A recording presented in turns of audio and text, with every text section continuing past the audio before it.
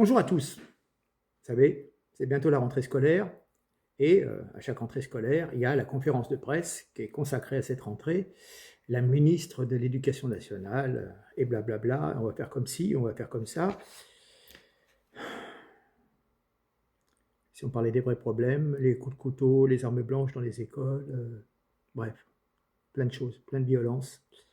Mais comme le fait que les gamins ne savent ni lire, ni écrire, ni compter à l'entrée en sixième, c'est pas un problème.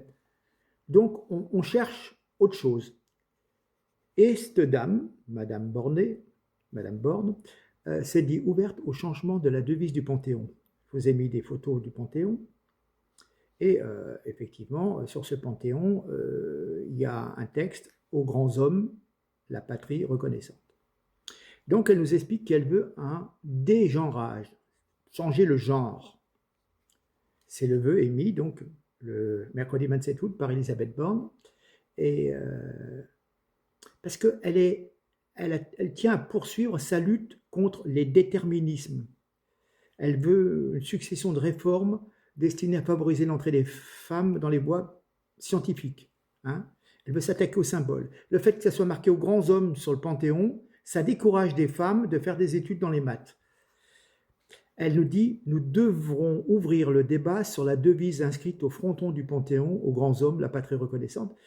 Mais, je m'excuse, mais dans les personnes, ce qu'on appelle les panthéonisées, les personnes qui sont enterrées dans ce grand monument, vous avez Marie Curie, Geneviève de Gaulle-Anthonioz, Germaine Tillion, Simone Veil, Joséphine Baker.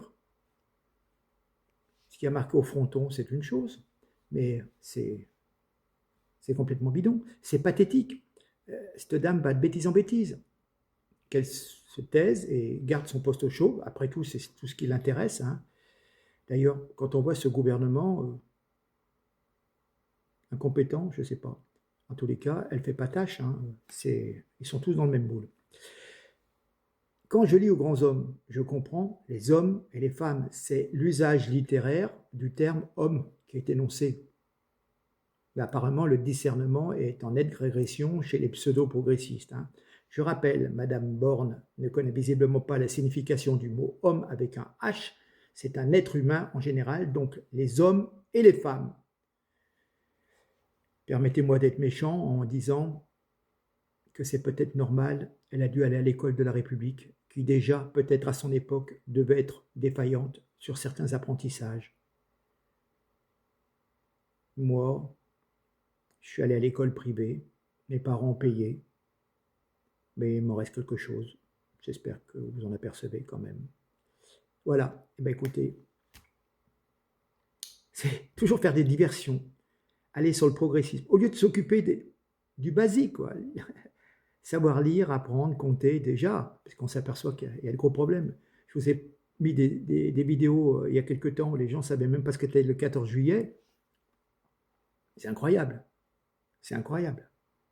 Non, non, sur le fronton, c'est marqué aux hommes, la patrie reconnaissante. Ah, ça pose un problème. Alors bientôt, ça va être aux hommes, aux femmes, aux transgenres, aux LGQIT. Non, mais attends, c'est bon, quoi, je veux dire. Il n'y a pas de pognon en France, mais on va s'amuser à changer le logo du fronton, dépenser des millions et des millions. Non, mais on se fout de nous. Madame Borne se moque des Français. Voilà. Écoutez, faites passer et à très bientôt. Merci, au revoir.